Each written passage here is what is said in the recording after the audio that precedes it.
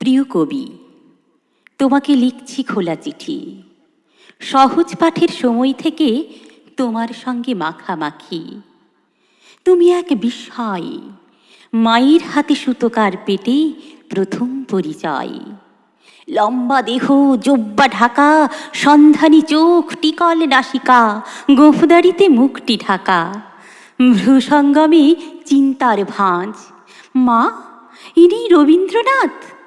মায়ের দুচোখ অশ্রুসিক্ত, স্তব্ধ দুপুর কণ্ঠরুদ্ধ। কালো কার্পেটে সাদা সুতোয় মায়ের আঁকা ছবি। হ্যাঁ, ইনিই বিশ্বকবি। ঠাকুরমার ঘরে কথামৃত, দাদুর গীতাসার, বাবার কণ্ঠে ভানুসিংহ, মায়ের গীতাঞ্জলি। দিদির প্রেম, গীতিমাল্য, খোকার ইলেকট্রনিক্স, খুকুর পিঠে বইয়ের বোঝা, কথা ও কাহিনী। একটিমাত্র সঞ্চয়িতা, সবার টানাটানি। রোজ দুপুরে পিণ্ডি গিলে এই বইটাই পড়ি। ধেড়ো খোকার মান ভাঙাতে মায়ের চালাকি। কোচর ভর্তি দিলেন ঢেলে এক রাশ গীতালি। কবিগুরু, তুমি আমার শৈশব মিতালি।